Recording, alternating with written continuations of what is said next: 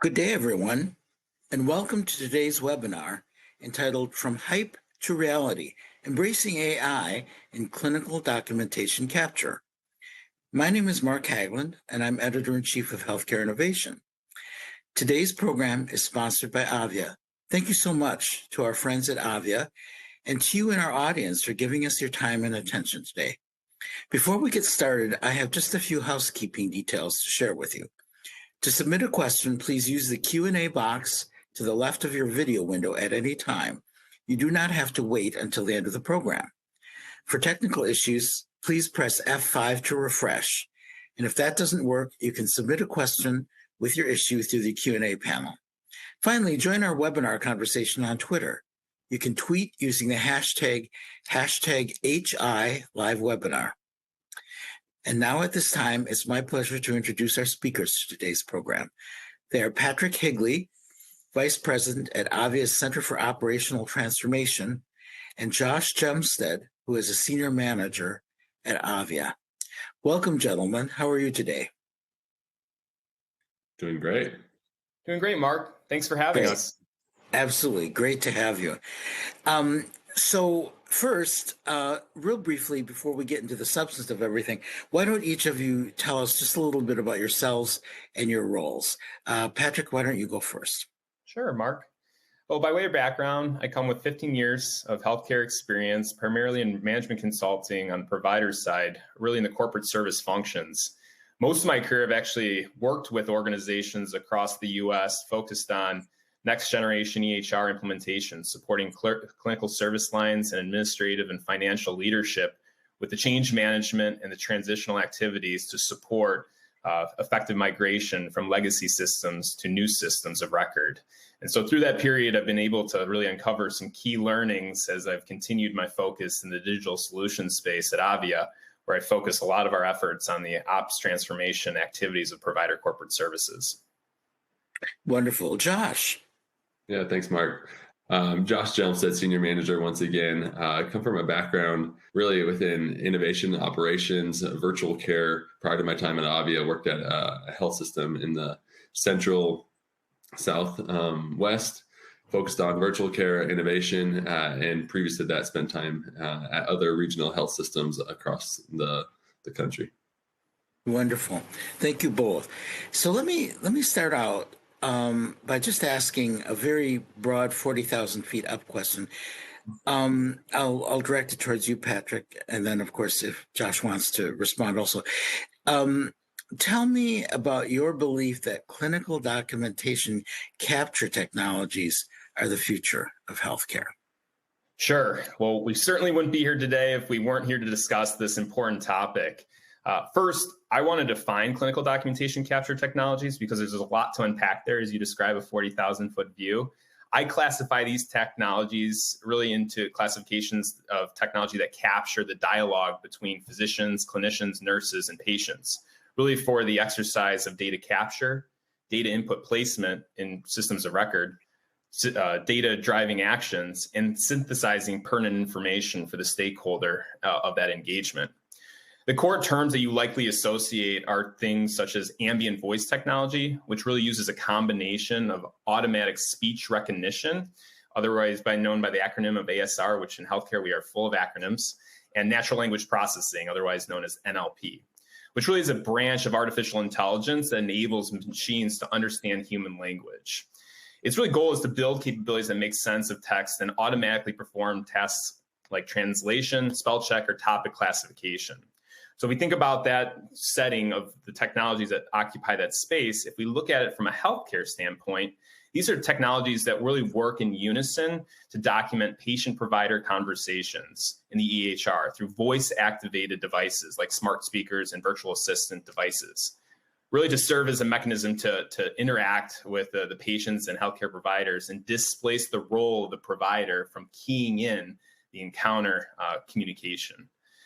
We see these technologies as ones that really capture the conversations of patient encounters and freeing up time that really is spent towards manual data entry and patient charts.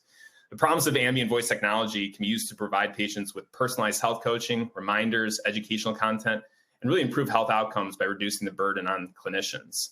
If we think about where we are today as a healthcare industry and the workforce challenges that we've experienced, we also couple that with the macro shifts in vocational supply and an aging workforce and the root causes of burnout.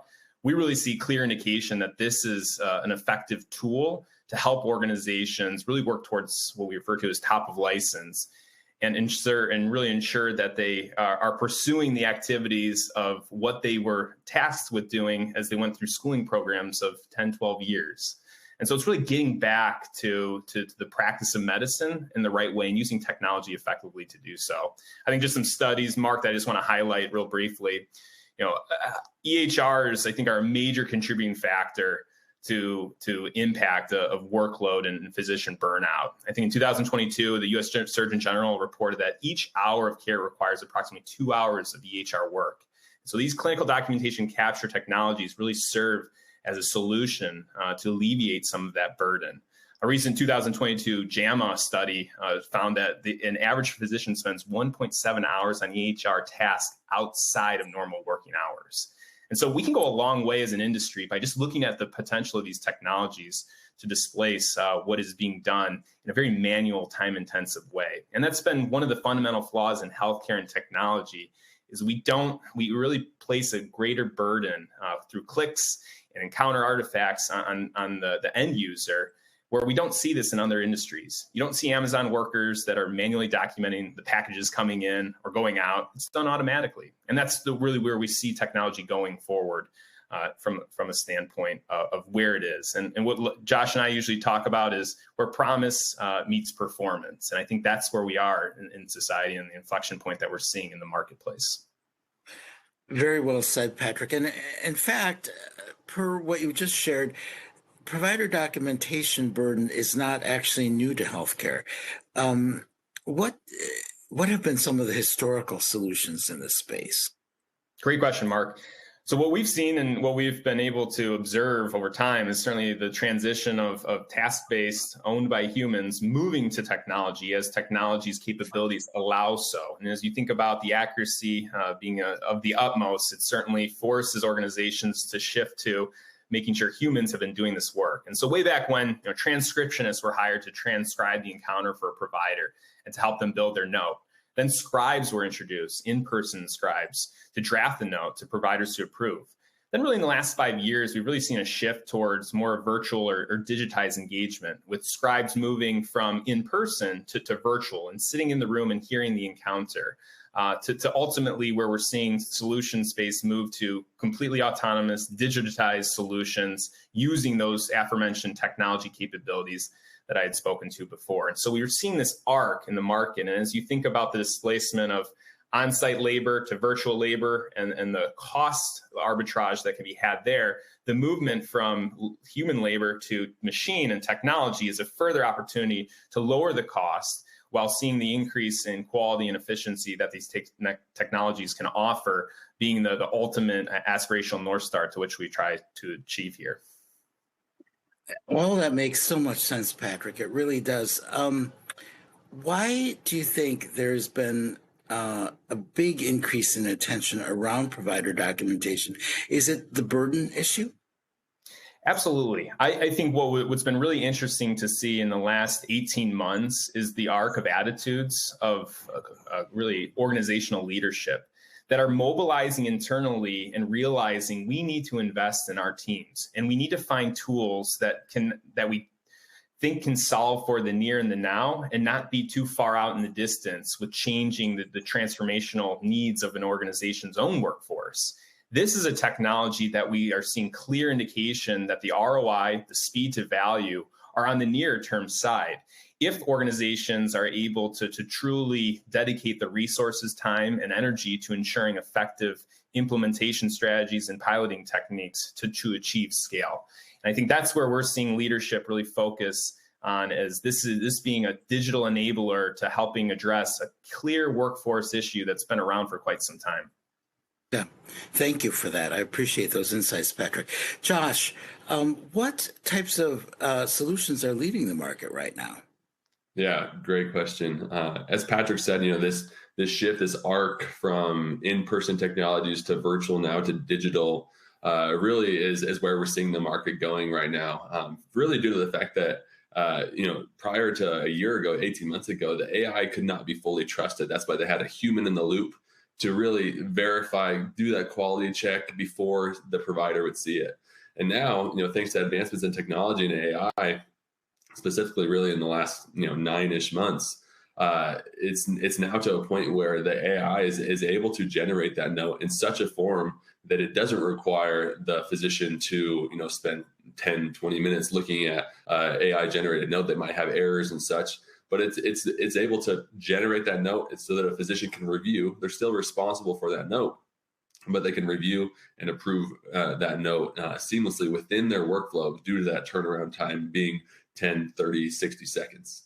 Some of the companies with these all digital solutions that we're seeing right now include Abridge, Ambience, Suki, and Nabla Copilot, with a number of other solutions that have announced all digital solutions to be released later this year, notably Nuance, DeepScribe, Augmetics, and others. So we're really seeing a lot of this shift once again from the virtual or that human in the loop to even now all digital. And Josh, how are the top companies differentiating themselves among each other? Yeah, I mean, as Patrick said, the crux of all of this is really that provider experience. So driving provider adoption is what everybody is shooting for, and it starts with the creation of that SOAP note of capturing the information that was shared in the encounter from both the provider and the patient, or other even multi-parties or family members within the visit, and putting that into a synthesized note. That's typically what has taken the most time. But then we all know it's more than just the note itself. There's coding, there's orders, there's the different components that really go into closing that chart. And so while the solutions are starting with that encounter note generation, really they're thinking about it holistically, that how do we drive provider adoption? We do it by really thinking, once again, Amazon, of that no touch experience, of that it's capturing the coding, it's capturing the diagnoses, it's capturing the orders that were verbalized, which will take time, of course, but that's where it's going, and that's where they are competing. They're competing on that provider experience. Yeah. And that leads to another question, which is, what expected impacts are provider organizations having here? What do they expect the solutions to really accomplish for them? Yeah. Really, as much as we're talking about provider burnout and the kind of workforce issues, which are a huge piece of this kind of market and what people are solving for, I'm not going to lie, this is still a business. And so health systems need to see that ROI in cases. And maybe, we've seen a couple of different approaches there. So I can give a couple of examples, but one health system in the Southeast, they looked to adding an all digital scribe really to be as a digital enabler, because in current state, they were using APPs as essentially overpaid scribes that they were going in with the physician documenting so the physician didn't have to, but limiting that kind of scope of practice of that skill set of the APP.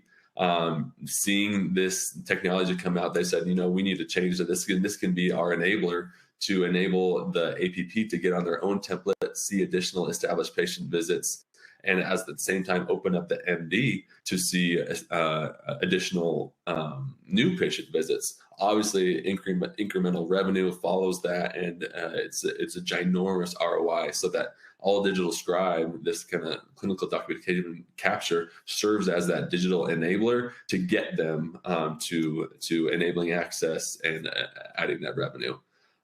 Separately is looking at it from a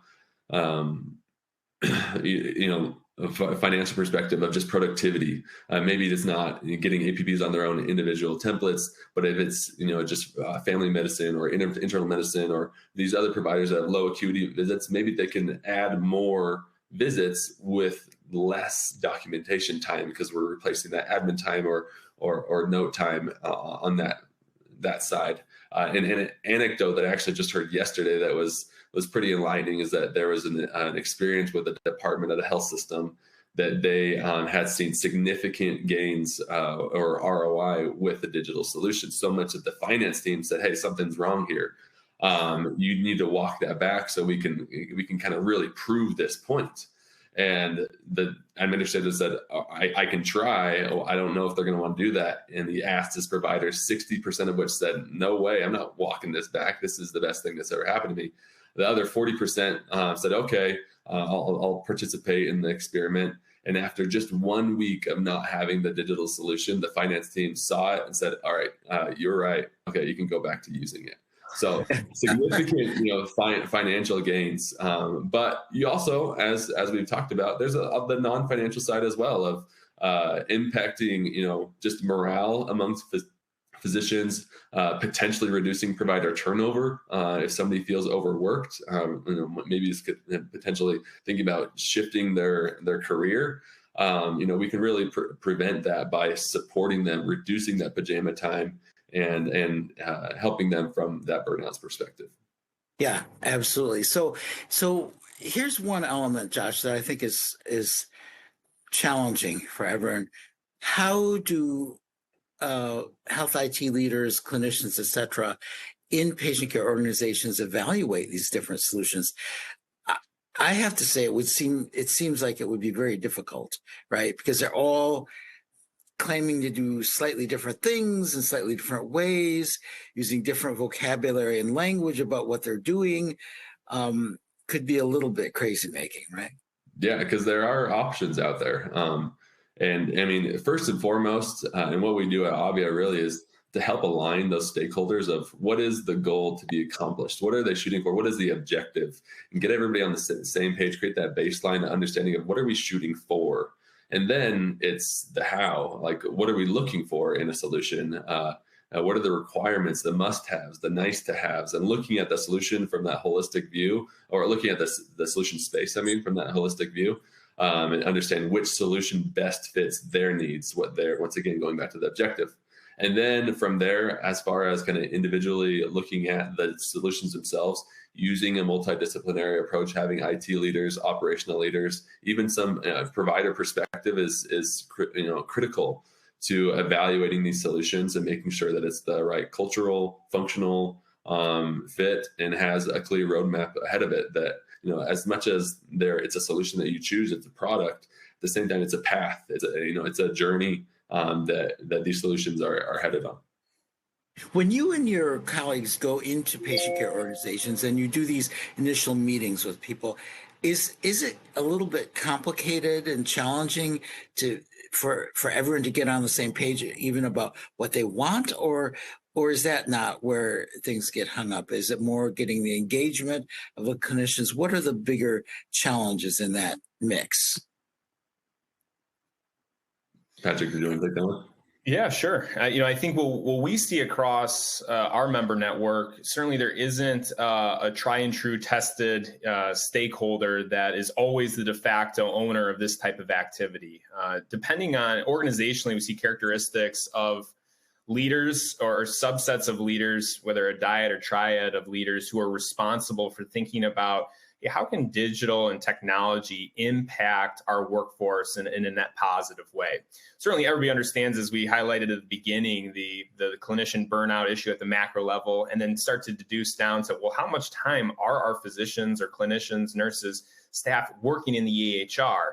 And that sort of process discovery really leads to a lot of insights that can pinpoint to Josh's point on where to get started and what stakeholders to align. It certainly involves decision makers that need to be involved from a medical group leadership standpoint. They understand, and every time we go into an organization, we've been very cautious about presenting technology in a way that enables and complements and supports. Because for so long, technology, especially with those next-gen EHR systems that have been implemented, really weren't created in the mind of the user experience. And really, as I uncovered in my efforts in the past, didn't really acknowledge or help support what those shifts in workflow were going to look like. And so we're very cautious on how we think about this technology and making these leaders aware of what is possible and what is practical from what may be promised in the market. But beyond that medical group leadership, it really is a cross-functional group of leaders that can represent an IT view, a coding view, likely revenue cycle, who may have other exercises and just documentation capture and improvement initiatives that are more on the content, not necessarily on the mode of capture. But these are really clear stakeholders that we engage with and want to ensure are part of the exercise to go through the due diligence to get to a true solution that best supports that organization's need. Sounds great. You answered the question I was about to ask about who the decision makers are. So I appreciate that, Patrick. So what are the different solution approaches that health systems are taking, either of you or both? Yeah, I mean, really, and I mentioned this a little bit in kind of the different approaches from the APP and, getting them off of the physician schedule onto their own. There's a few different ways that you can look at it from a solution perspective. You can look at it from like a singular enterprise-wide solution that can be offered to providers, and essentially a tool in the toolkit to alleviate burnout at the same time, hopefully improve productivity, et cetera, and those ROI objectives. And then, another approach is having like a platform solution. There are a few of these out there. That's one solution, but they have a few different modalities within it. Either human out of the loop, human in the loop, maybe even a virtual scribe, and fit the right use case to the right solution. So that's also something that we're seeing out in the health system space. And then the last one is kind of just piecemealing, pretty much based on the use case, finding the solution that best fits that use case, which may or may not be our recommendation, but some people are taking that kind of specialized for either this department or this use case with the solution. Let me ask you, is it different strokes for different folks, or are there, among those three options, do you as a team recommend one or another, or do you just go by the individual needs as stated by the stakeholders in a particular patient care organization? Yeah, Mark, it is truly a different strokes for different folks. As you state, I think it comes down to what are the objectives that the organization is trying to achieve? What is their readiness? What are their clinicians' readiness to adopt technology? And then we have to be mindful, certainly, that the encounter types of a primary care visit are much different than an oncology visit. And so where the technology is certainly lends itself to more of the simpler types of visit types. That's really where we want organizations to start, really in a land and expand approach. It allows them to really mobilize the right level of stakeholder in a very sort of curated manner with clear boundaries and expectations. And one in which we see a lot of success is certainly, it's just as much of the physicians or the clinicians that you're looking to pilot this technology as it is where you're piloting. And so understanding the subsegmentation of your physicians, of the readiness for them. Are you focused on increasing the productivity of your lowest, your least productive physicians? Or are you looking to help with the burden of maybe the more productive ones and you just want to give them another level of efficiency? These are questions we have to get answered as we go through the due diligence. But the land and expand, I think, really captures the opportunity for organizations to really build momentum around this. I think at scale, it becomes very difficult and cumbersome as physicians in one practice may then say, hey, this isn't working for me. And you don't want that negative connotation or communication to be widespread. And so you want to start small, you want to show the proof, and then use that story and narrative to build the momentum and the acceptance so that other physicians want to incorporate this into their practice. And I think that's where we see the greatest degree of success. The organizations that are focused on where those pilots start are certainly patient as they think about the time to what are the milestones or gates of metrics that we expect. We don't see organizations that are able to do 2-hour turnaround or 4-hour turnaround in notes the day or the week that they launch. It may take upwards of 2-3 months to achieve that. But by being diligent, working with your solution partner, understanding the workflows. It really drives towards refinement post-implementation to get to that end state objective and performance that you're looking to achieve. And that ultimately helps with the scale. Another strategy, and that we're somewhat seeing it at the same time, is more of a clustering of multi-specialty pilots. So where you could see multiple specialties kind of piloting separately at the same time, and keeping them somewhat separate and distinct allows for focus in any key area based on the specific encounter type that they may be focusing on, or subspecialty or group that they're looking at. I would not recommend a kind of a shotgun approach where you're bringing in physicians from multi-specialties and inviting to participate. We don't see the same level of success in those sorts of formats. So certainly, to put this on a bow and tie, it's that land and expand approach that works best. Okay. Josh, would you like to add to that at all? Well, yeah, definitely, because really at the crux of it, I mentioned the provider experience, provider adoption. That's where really these types of solutions succeed or fail. So spending the time and being patient with it, like Patrick said, that workflow and integration piece is the most important. And every physician has a little bit of a different workflow. The integration piece is so critical. So working with a solution partner to improve that. The product itself, you can see that the workflow integration takes time.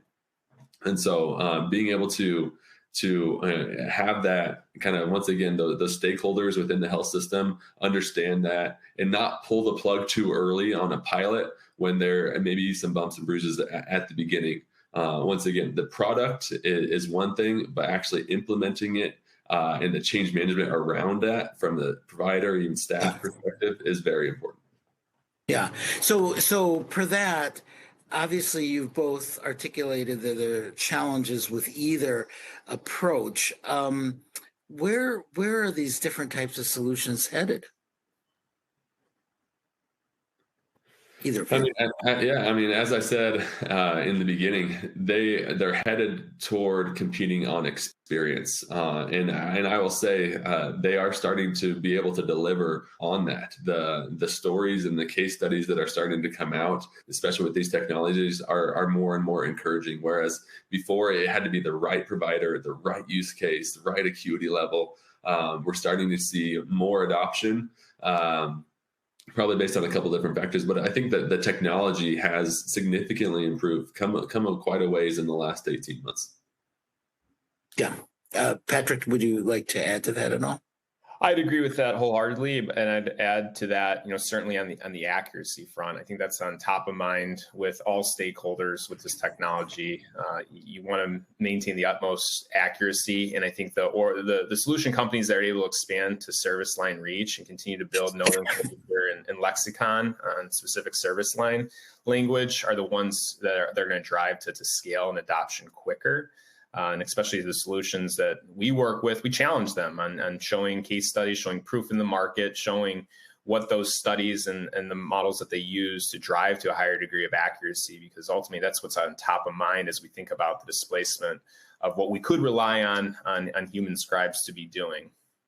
Yeah, and one more thing, Mark, that I'll just add there, that is kind of an analogy that we use sometimes, is that with healthcare, it's obviously very serious. There's compliance involved, legal, even revenue is tied to the encounter itself. So there's a lot at stake, and probably a reason why this technology is kind of last to come to healthcare, where it's been adopted in other technologies, even in your home with your smart speaker, et cetera.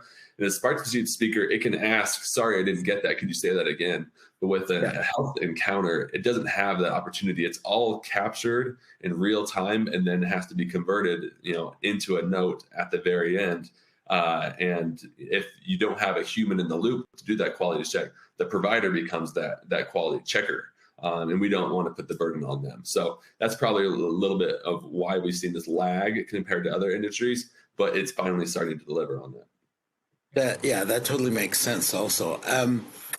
Has anyone thought about nursing documentation in all of this? That's a great question, Mark. I think that's the billion-dollar question, and the addressable market is probably much larger than that. it's certainly on the roadmap with a lot of these solution companies. A lot of the origination of these solution companies was with the physician or the doctor in mind.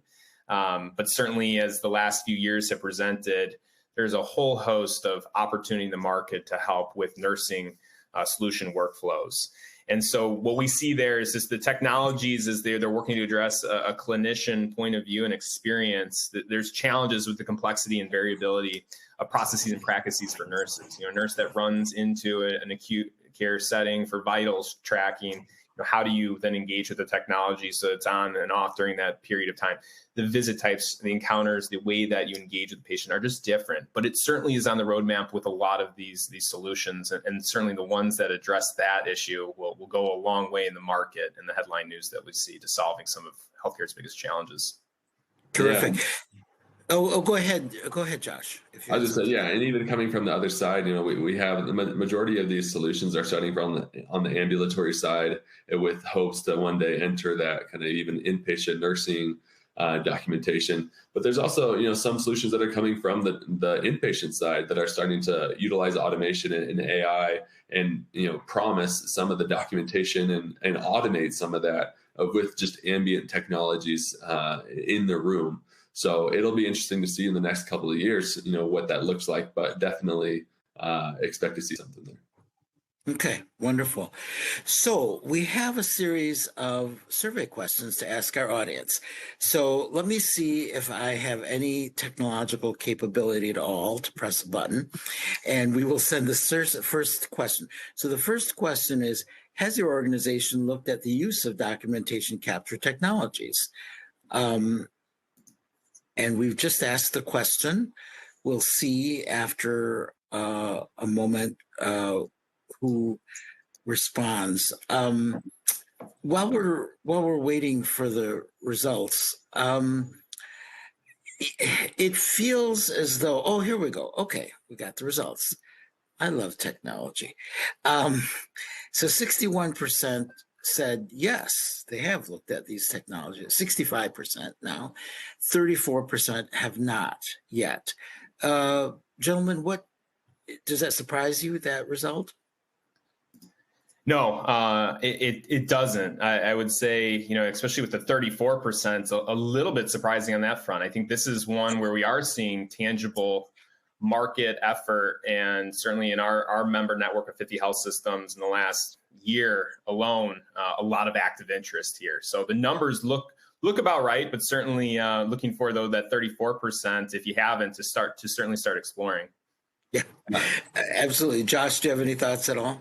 Yeah, I was thinking, if we were to ask this question a year ago, I bet it would be the other way, that about 65% would say no and 35% would say yes.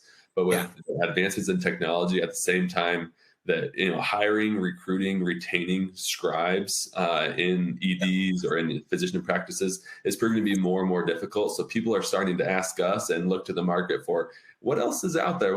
How else can I help these physicians with maybe technology instead? Yeah, and I may be going way too far out on a limb, but I have always been skeptical about the scribe phenomenon. Not that it can't work, but it's like, wow, you're going to add another element of complexity into all these processes. The other thing is, years ago, I interviewed an expert in the area, and he noted that it's a tangled thing because, first of all, who are you going to hire as scribes, right? Typically, they're medical students, but then you get into the whole thing, like how much knowledge does a person need to have? And if they have a certain level of knowledge, why would they be working as a scribe, right? Wouldn't they already be working as, a resident or something like that?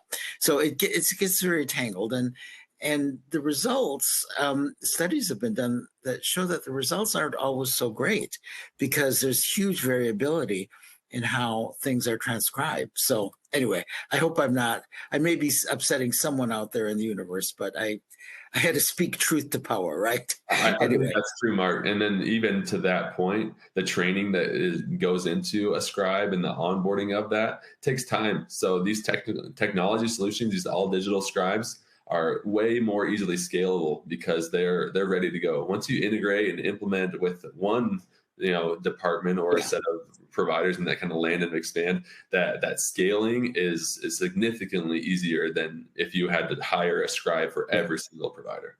Right, exactly. That's another element. Yeah, absolutely, Joshua. Okay, survey question number 2.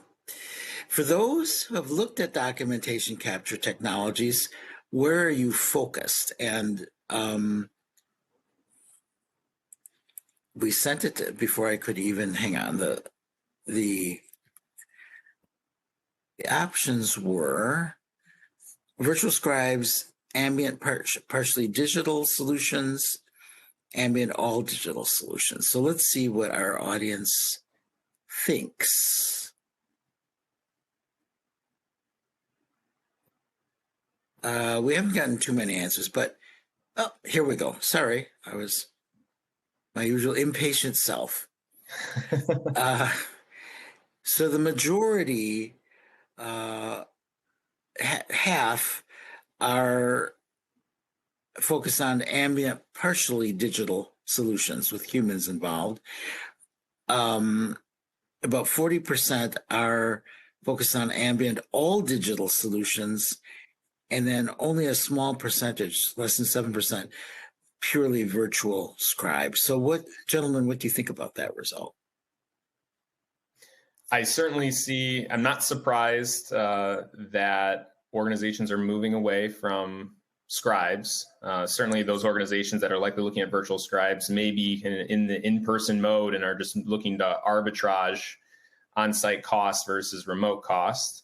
But it's certainly, as you move to the ambient technologies, I'm surprised that organizations that upwards of 40%, now the sample sizes were fairly small, but are all digital. And I would expect that maybe due to the attitudes of technology overall in these organizations, because we do see a lot that want some sort of human in the loop, at least to start, to feel a level of comfort. And a lot of what we're seeing in AI certainly requires some sort of QA process that requires that human in the loop. So very interesting to see the ambient all digital solution hit upwards of 40%, even in this small sample size. Okay. Josh, do you have any thoughts? Yeah, not necessarily different than what Patrick said. I think, as we said in the beginning, that arc of moving from in-person to virtual to human in the loop to human out of the loop, it is a journey. And it's a little bit of a bell curve right now that those kind of, forward-thinking people are out there, that all digital solutions are relatively new. I mean, most solutions have been announced and implemented or rolled out, in the last 6 to 8 months.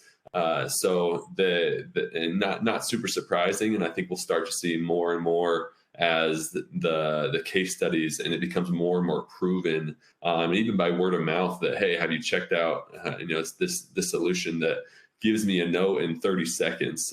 We'll see what that looks like. Absolutely. Okay, let's go to the next question. Where have you piloted this technology? Primary care, specialty, ED, or both? Let's make sure this goes out. There we go. And we will get some results in a moment. I'm really fascinated by this because the more, and I've been in healthcare publishing for 34 years now, and it's so interesting how balkanized care delivery is, right? It's even different among the different primary care specialties. And then you go to the specialties, and everything is different. Like dermatology operates very differently from cardiology, not just the body parts, but how they function, right? Okay, we're getting results. So what we're seeing is half have piloted in primary care, a little over, or about a third have piloted in specialty care, only 66%, in the ED, and about 12%, so about 1/8 in both. So over half have piloted in primary care, slightly under a third in specialty care, and just under 6% in the ED. Gentlemen, what do you think of that? Josh? Yeah, not surprised to see primary care. That's, once again, low acuity, high volume, and there's a lot of burden on primary care providers to document everything, capture all the diagnoses, etc. Great place to start, great place to get some physician champions. Specialty care, we're seeing more and more systems start in specialty care as well, just because of the high revenue dollars associated with them. That if you can increase their productivity or convert, cases to surgery, etc., the ROI is easier to capture there. So not necessarily surprised. And even we have two users that said both, that they're piloting in primary care and specialty care, probably trying to check kind of where the acceptance is, where the technology is from a readiness perspective, and where the ROI comes in. So very fascinating. Yeah, absolutely. Shall we go to the next question then? Okay, so the next question is, have you been able to scale the technology across your enterprise? Has anyone? Let's see what. Have you climbed Everest recently? Let's see what happens. Everything in healthcare is such a journey, right? And no, 100% no. Are you at all surprised, gentlemen? Mark, we are not surprised by this answer. And if there were individuals, and there we see a few come in at the yes, certainly then it goes to the effectiveness of the scale that we'd want to assess. And certainly those that may be a little bit further on Everest can speak to that scale. But not surprising, where we see and map out our members is more in the piloting or the early stages of scale to additional service lines. Yeah, absolutely. That totally makes sense. So very, very interesting survey results. I'm glad you asked them. Okay, let's go for a few minutes to questions. We do have an audience question. So this audience member asks this. Patients are gravitating towards wanting to view provider documentation. Would AI capture assist in enabling this accessibility to patients? What about historical patient data? Before you answer, let me just note that Open Notes has really expanded nationwide. So many patients now do have access to notes, physician documentation. Anyway, go ahead, whoever would like to address this. Mark, that's Oh, you both would. Okay, you get to fight it out. I'll let Josh go. Okay. So what I would say is, kind of as we talked about, kind of that SOAP note generation is kind of where everybody's starting. But actually, a couple solutions have already started on that patient kind of documentation and patient-facing notes, and even things that were maybe shared in the encounter that, once again, we know that only patients capture about 20% of what is shared in the visit after 7 days. So being able to access what was actually shared, what did you say about that, and not have to just recall it. That is definitely one of the things that they are working on. In fact, a couple solutions already have something related to this. Yeah, and I'll couple that. As we look at structured versus unstructured data in the EHR, I think it's upwards of 80% of data is unstructured. And so what is actually being disseminated to patients for their own ability to digest and digest effectively is something I put pause and question on. And I think this is where, when we think about this technology and some of the capabilities as a potential preview for maybe a future discussion with you, Mark, is around generative AI, which could offer a mechanism to disseminate, take that information, extract it, and then distill it down to a 5th grade, a 6th grade, a 7th grade reading level with the most pertinent information that a patient then can act on. And I think that's what's most exciting about where AI is going, and for healthcare, and especially how we think about the use of AI from a patient-facing standpoint. That is really interesting, Patrick, because we just did our panel yesterday on AI, a virtual panel on AI, and one of the things that we delved into just a little bit was generative AI and where that's going. I think that's I had not thought about that. How might it impact any patient-facing technologies? That wow, I'm going to have to roll that around in my head because I mean, I think there's tremendous potential. I would have to guess that a lot of physicians initially would be afraid, you know, it'll generate some bizarre message to the patient, right? Like Sure. you have Martian leukemia or so, right? Yeah. Like, and then the patient will be like, oh, and then everyone will freak out. So it'll be interesting to see how that's guided, right? Because yeah, go ahead. Yeah, Mark. And to that point, one thing that we're seeing I know we're a little bit tangential here on the generative AI is where they are seeing use of generative AI to produce a first draft of an inbound patient inquiry to the inbox. Yes. And I think Stanford, University of Children's in Wisconsin are all looking at that from a piloting standpoint. So where I see the kind of the opportunity is for the physicians to get that first pass effort out of the way and just serve as the kind of the QA of keeping that human in the loop for that use. Right. And in fact, per our minutes and minutes ago, our discussion of the burden, people are talking about using generative AI to create SOAP notes. Now, obviously, it would be a very first draft, and then the physician, her or himself, would have to go back because obviously it's not going to be perfect, right? One of the things that I always this is totally tangential, but I think it kind of illustrates something. We're going off on a tangent to our tangent, but it's okay. So one of the things that I do, I myself am multilingual, and I use Google Translate in languages that I speak to quickly generate notes and thoughts. Sometimes it makes mistakes.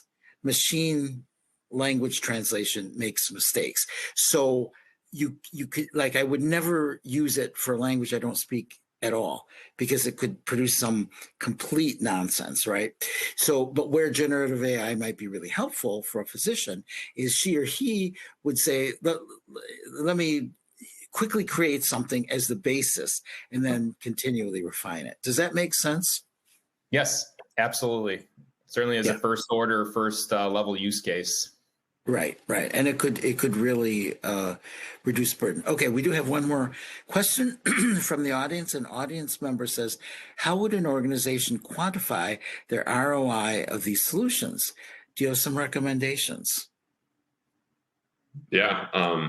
As we said, a couple of examples that we've already seen is, well, I'll say first is really establishing a baseline. You have to understand what that baseline is in order to compare before versus after, of course. So really that comes down to what you're looking for. Again, the objectives. Are you looking at productivity? Are you looking at RVUs? Are you looking at revenue? Are you looking at number of visits or slots? Are you looking at potentially pajama time? With the signal reports that you're able to get out of Epic, you can see how much time is being dedicated to documentation, the close rate, what is being done outside of hours, etc. So establishing what you're looking for, creating that baseline, and then doing that before and after, and holding the solutions accountable to say, hey, we're doing this. Maybe you're not seeing the promise that they gave, or maybe you are, and then using that information to help with the momentum of scaling across your system, and convincing providers that, hey, this is working and this is doing great. Okay, great. Suddenly a whole bunch more questions came in. So let's kind of do this as a lightning round, shall we, though, because there are too many questions that have long answers. So, okay, next question. Is there a prediction that doctors will be able to see more patients? I would say yes, absolutely. It comes down to the circumstance, the encounter type. I mean, no way are we necessarily saying that organizations should be pressing for volume increase. I think the first order is certainly driving efficiency and top of license activity of those physicians, and then reassessing how they can take that newfounded use of time and apply that in different ways. And that may be one application to see more patients, is to tie it back to that business case. I think you're exactly right. Let's not immediately say now you can stuff more patients into your day. In mental health, there are often sensitive discussions that may or may not be desired in detail in the note. It still may take a good bit of time to review the AI note for the provider. What is the satisfaction for mental health providers with AI? What AI product has the most satisfaction? That's a really interesting question because, yes, there are levels of complexity there as to what can be in the note. Anyone? Yeah, I'll take that one. Just yesterday, actually, we were talking to a solution it's been really cool because they've really attacked the complexity of healthcare. They haven't said, we're going to start with primary care and then we'll kind of ramp up. They've gone the opposite way, and they've actually been aggressive in trying to get mental health providers, these 60-minute visits or 30-minute follow-up visits to be their poster childs and say, hey, if we can do a 60-minute mental health new patient, imagine what we can do in a 15-minute primary care visit. So there are solutions out there that can do that, and there have been good findings thus far. Great. Okay, we have 3 more questions, so we're going to be super lightning here. Do you have insights on how operational leaders will drive change management required, and then in brackets, workflow rethinking to ensure adoption and utilization of the technology? You could take that in many directions, but how would you like to take it? Well, I mean, first and foremost, I'd want to couple operational with clinical leaders. It certainly requires clinical champions to support this for their practices and understand the implications. As it relates to workflow rethinking, I think ultimately we always start with the process in mind. You don't want to apply technology to bad process, and you really have to look at the process and where are those pain points from a physician workflow, and what are those barriers, and how does the technology really help complement or support a better mechanism to a workflow pain point. And so I think that's where organizational leaders should engage their process improvement teams and really ensure not only an understanding, but get into a little of the unknown constraints, pain points, or barriers that are frictions in the workflow to work to resolve. And I think that ultimately helps promote, support buy-in and workflow reengineering that can better the way care is delivered. Wonderful. We have 2 more questions, and we'll kind of race through them a little bit, if that's okay, because I'd like to have you guys summarize at the very end. The first question, what percentage of hospitals are having doctors dictate using voice recognition? That's a good question. I honestly don't know what percentage of hospitals are having doctors dictate using voice recognition. Obviously, they do it for a reason, is to help with convenience, and even a number of tools that are coming out or already in the market have not only the generated note from the conversation, but then also allow for the dictation to edit that note if needed, and pull in different parts of the chart into that note. So once again, making that provider experience as convenient as possible is the crux, is the objective of these solutions. Absolutely. Yeah, the survey question kind of gave a proxy that we see at more of a macro level for this question. But certainly, as you think about the subsegmentation of physician groups that have really what we're seeing are the 3, if not 4 generations of different persona types. And so when it comes to use of voice recognition, it comes down to the characteristics. For productive ones, are you really requiring it? Or for unproductive ones and tech savvy, less tech savvy? So this question may require us to dig a little bit more with our members and hopefully give that answer at a later presentation with you all. Yeah, that sounds good. Last question. How would the system ensure that the data is actually reviewed by the provider? I see many times the provider simply signing off on something without reviewing it. That's a process question. It's a process question and a compliance question, and something that shouldn't be taken lightly, that providers definitely are still responsible for the note, even though it's generated. And once again, it's as convenient as possible. The provider is still responsible for that note. And what we've seen with these solutions is that, what we actually haven't mentioned today is with each of these all digital scribes and the AI is generating that note, they all have a feedback loop component. Utilizing machine learning, it is getting better and more refined to what that physician likes, needs. It likes to use this term rather than this term.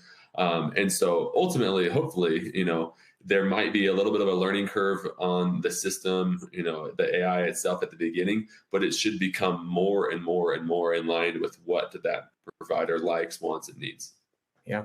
And to that point, that's where organizations, this certainly is coupled with clinical documentation improvement or integrity initiatives, that organizations have CDI specialists or CDI teams that are still looking at the quality of what's being documented. And so tracking the improvement or the degradation of one's documentation, the quality, is really the opportunity to assess how truly are they looking and reviewing the information in the note or the record. Exactly. Okay, we have a couple of minutes, so I will ask each of you, 1 minute each, sorry. What would you like a final takeaway to be that you would like to leave with our audience? And you can go in any order. I have no favorites. Mark, I thought you did. You're my favorite child. Yes.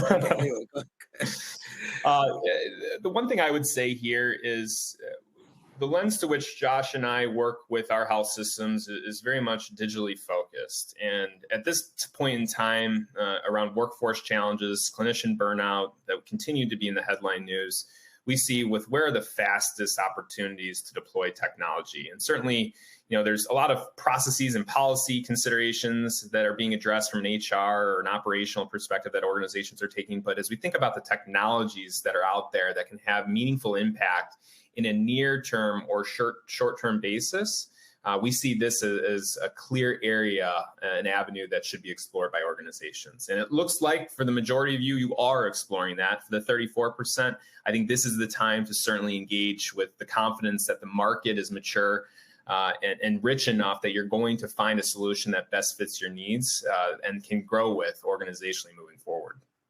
Okay, great summary. And Josh? Yeah, I would echo that. I think that was perfect. Just that, can't speak to the importance more about aligning stakeholders, defining the objective, finding the right place to pilot. That just as important as finding the right solution partner is that other side of just the stakeholder management, alignment, strategy, and the change management components is critical. It's not just a solution that you can just plug in play. It does take some leadership and strategy at the same time. Yeah, absolutely. As a good friend of mine would say, I violently agree. And specifically, I'll say this is an area that is so fascinating to me because there are real needs. There's a real burning platform, and the organizations that do this right, that lift burdens off their physicians and secondarily their nurses, that lift documentation burdens, will be applauded by clinicians, and clinicians will want to work for them. And we all know there's a grapevine in every profession, in every field in the world. And if hospital A is doing so much better in this area than hospital B, the clinicians in town will be talking about it, right? So I think there's a real potential here, and the future is exciting. So Patrick and Josh, thank you so much. You've been fabulous today. Our pleasure. Thank you, Mark. Absolutely. You're welcome, and thank you. So unfortunately, that's all the time we have today. I want to once again thank Patrick and Josh for the excellent discussion that we've had. And I'd like to thank our friends at AVIA for making today's program possible. And of course, finally, I would like to thank all of you in our audience for joining us. We hope you'll join us again in the future for another healthcare innovation webinar. This concludes today's presentation. Thank you again, everyone, and have a terrific day. Thanks.